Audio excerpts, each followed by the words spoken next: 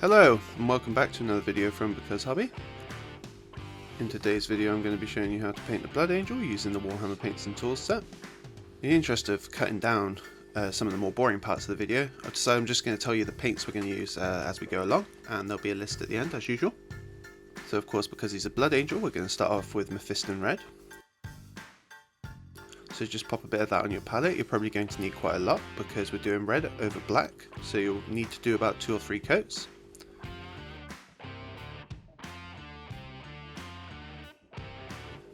So as usual, just make sure your paint's nicely thinned down. You can see me doing that here.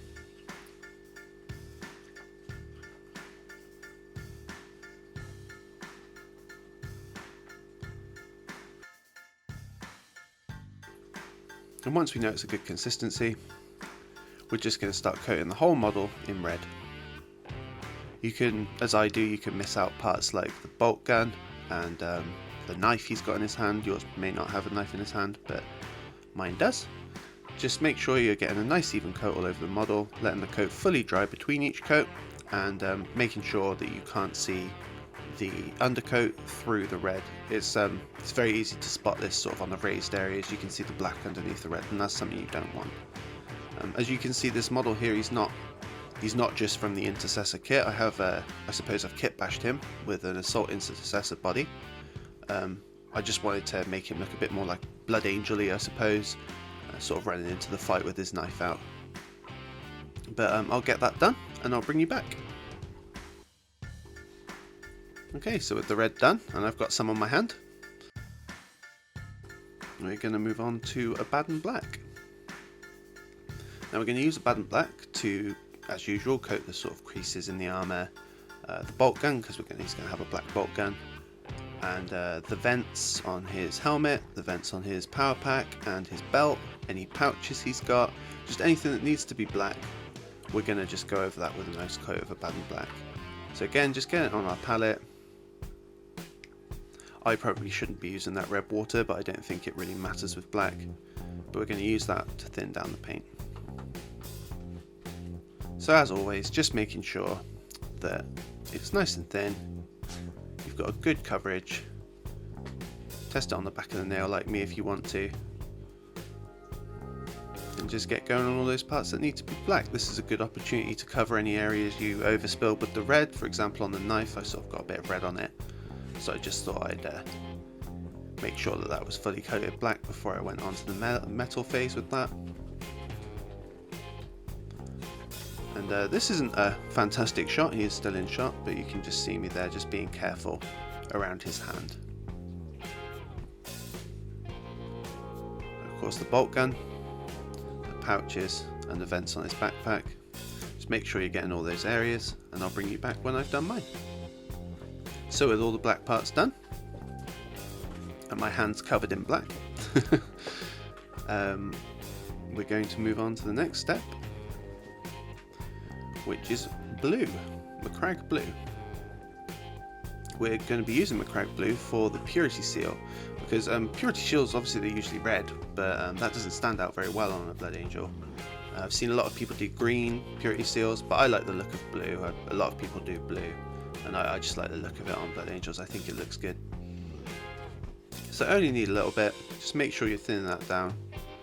And in this case, the Purity Seal I've got on this one, because he's from the Assault Intercessors kit from Indomitus, he's got the Purity Seal on his backpack. Yours may not have a Purity Seal.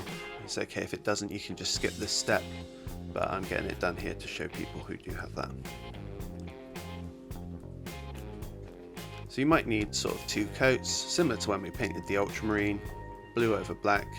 You're going to need 2 coats, but it should go over a lot better than the red does. Just being careful not to get it on the red armour, but not to worry if you do, you can just clean it up with your Mephiston Red.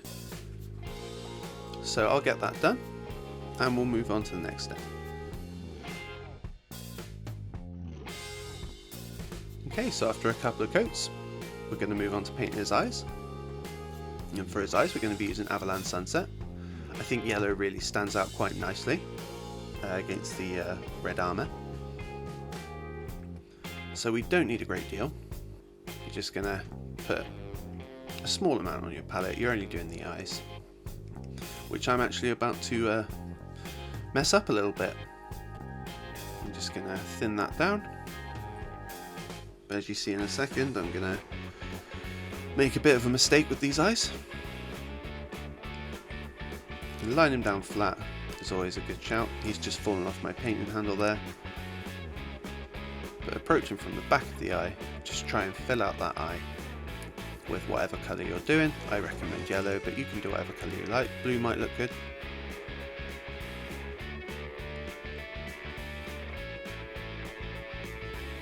And as you can see, I've made a bit of a mistake there and I've gone outside the lines, but what I've just done at that point is I've just painted both of them, not worrying about getting outside the lines, because at that point I'm going to need to go back with red anyway, so I might as well make sure the yellow is completely covering the eye. But there's my red now. Just letting you know you can come back with that. And try not to drop them off the paint handle. Okay, so with the eyes done and my mistakes cleaned up, I'm going to move on to the next step now, which is white.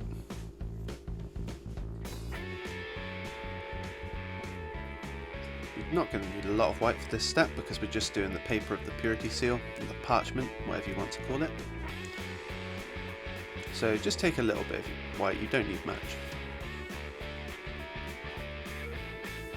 Thin it down as always.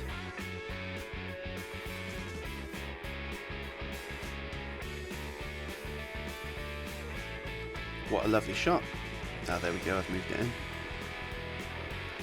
So just make sure you're coating that purity seal. Obviously it's white over black, so it's going to take a few coats to get it looking good. As ever, just wait for the first coat to dry, do another one, and keep going until you can't see the undercoat on the raised areas.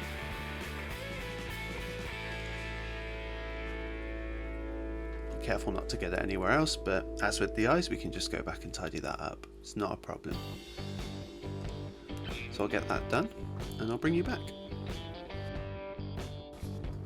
Okay, so with the white done, we're going to move on to a much longer step now, the metallics. For that we're going to be using lead belcher. We're going to be covering a lot of areas with lead belcher, as with all the Space Marine models we've painted. If you're a channel regular, I suppose, you should probably know the areas that you're going to paint now, but I'll just repeat them here. Obviously the knife, any metallics on the weapon, the bolt gun, the vents on the backpack and the vents on his helmet. You probably need quite a lot of lead belcher. I've got quite a fair bit on my palette now. I'm just going to thin that down as ever.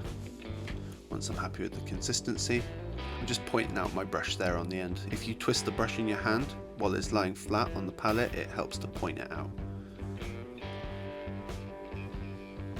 Just make sure you're getting a nice coat of that lead belcher on all those areas. You can see me making sure that I've got good coverage on the knife there.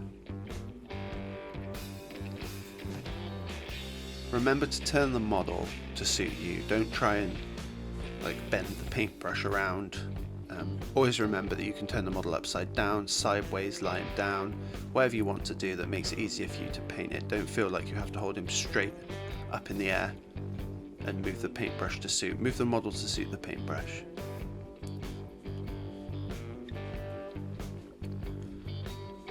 So I'm just going to get all those metallic steps done and I'll bring you back when he's finished. Okay, so with the metallics done, as you can see, starting to take shape a bit. We're going to move on to a shade, Agrax Earth Shade, and we're going to use that to panel line the model and wash a lot of the metallic areas. But we're going to start with panel lining, and you're just filling all the recessed areas of the armour with Agrax Earth Shade. You don't want it pooling out onto the flat areas, but all the little lines inside, you want those filled with Agrax Earth Shade. It gives the impression of shadow and it looks very good once it's done. The model really starts to take shape at that point, I find. So I just like to get that done before I begin highlighting. I think that's the accepted way of doing it. I'm not sure if it is, but I do believe it's best to shade and then highlight.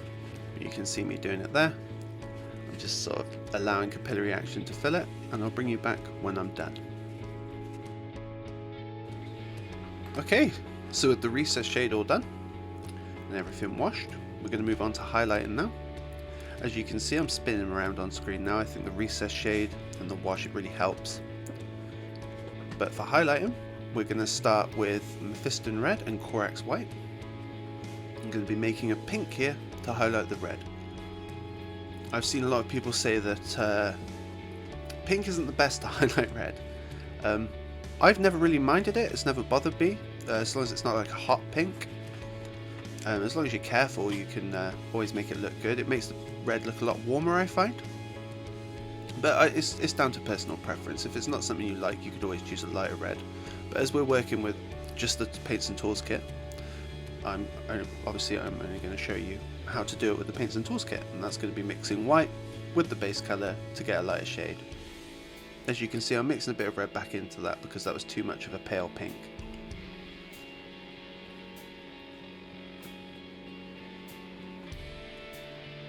And I'm almost happy here. Just making sure there's no streaks of white or red. Make sure you completely wash your brush when you're done mixing, otherwise you'll have a very loaded brush and you don't want that. Just make sure to get a fair amount on your brush, and then you're going to be wiping off the excess on a tissue or on your hand like me, and then you're just going to be running the edge of the brush along the edge that you wish to highlight. So obviously I'm doing the shin guard here because it's a nice long edge.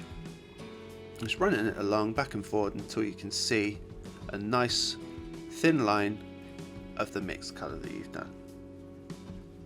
So obviously you're going to be doing that over the entire model, over all the power armor. But don't feel like you have to edge highlight every single surface. You don't. I personally don't think that looks good. I've said that a couple of times in videos. It's just quite aggressive. I tend to go for an understated edge highlight that kind of accentuates the model's base colour rather than being the focal point of the model. That's just my opinion. But I'll bring you back when I'm done. So with the edge highlight of the red done, you can see that that red just looks a bit warmer now. So we're going to move on to the edge highlighting of the black using the Baden Black and Corax White. Going to be mixing these for sort of a nice grey tone. If I was to compare it to a Citadel paint, I'd say it's a Ministratum grey, which I use quite regularly for my Imperial Garb, which I will be showing on the channel soon. So we're just going to mix those together, a 1-to-1 ratio ideally. You don't need a lot, I've mixed up far too much here. You're only highlighting the shoulder pads and the bolt gun and a few pouches if your model has them. Sometimes there's just no pouches on Space Marines, sometimes you'll have added them yourself.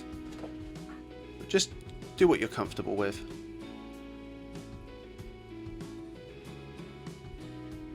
And I'll bring you back when I'm done. Okay, so with the black all done, we're going to be moving on to using Retributor Armor. We're going to use this to paint the gold areas. Yet again, I've lost my Runelord Brass footage. This is twice now. I don't know if perhaps I'm not pressing record because the camera's above me, as you can see, but I keep losing the Runelord Brass footage. I will make sure that the next video has Runelord Brass footage, I promise you. But the areas right now that I'm painting with Retributor Armor are previously painted with Runelord Brass and then shaded during the shade step with Agrax Earthshade. You can see me picking out the knife sheath there. I just like to do the bottom part of it in gold, I quite like that. Obviously the insignia on the bolt gun. And that's pretty much it. You're not using a lot of Runelord Brass or Retributor Armor. There's also the shells in the bolt gun, but only if you've got an auto bolt rifle or a stalker bolt rifle. You can't see the shells in the normal bolt rifle with the sickle magazine. So I'll get that done and bring you back. Okay, so with the Retributor Armor step done, we're going to move on to Roomfan Steel now for the metallics. Obviously, if you were following the steps, the metallics will have been shaded with Agrax Earthshade. So you're just going to bring those back up to look nice and shiny with some Roomfan Steel on the higher points, and of course the hard edges. So obviously we don't need to thin this down because we're not using a hell of a lot of it. Especially with that knife there, we're going to be tracing that edge the same way we do with the armor.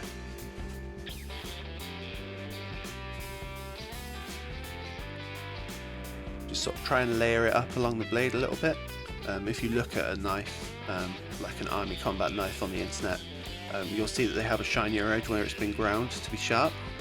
Try and sort of emulate that with the beveled edge. Just sort of give it a little bit of Roomfan Steel, then it should blend in quite nicely and look quite realistic. Obviously we're edge highlighting the vents on the back of the power pack just to make them look a bit sharper and shinier. It will really help bring it together. And then of course, as always, we have the bolt gun, and we're just going to make sure that all areas of the bolt gun have been layered. So you'll see examples like the barrel. You just want to sort of go around the edges of the barrel, just make sure it looks, all the edges are catching the light. That's what it should look like. But I'll get that all finished and I'll bring you back when I'm done. Okay, so with the Roomfan Steel step done, he's finished. I've based him on one of my little custom bases I like to make. Again, it's just some foam board coated with astrogranite. I have dry brushed it with Zandri dust, and the barbed wire I used I got from Green Stuff World. I've had it for ages and I've never used it. I bought it for my Imperial Guard. You'll see now on the screen the paints used. I decided not to list them at the start because I thought it was a bit boring. If you would just want to say in the comments whether or not you'd like to see them listed at the start, me showing you each individual paint, I just thought it was perhaps a little bit boring and not something you guys wanted to see, so I just left it out.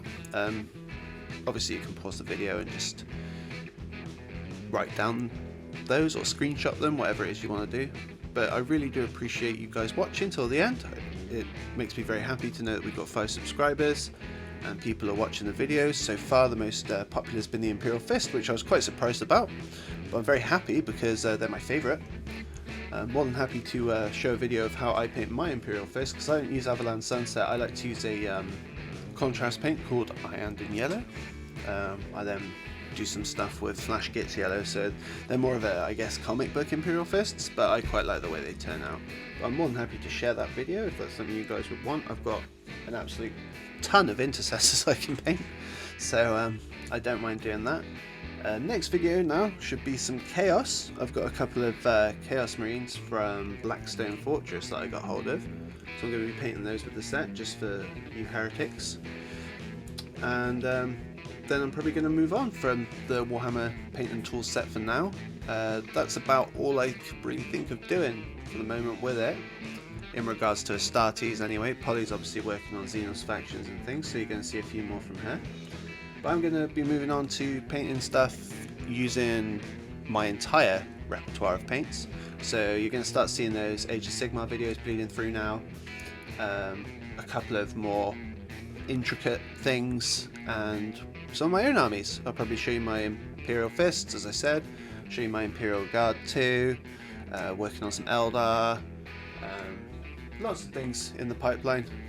Really want to get the Age of Sigmar video out because I really like Stormcast, and I've got some Sequitors painted up that I'd love to show you guys the technique for those.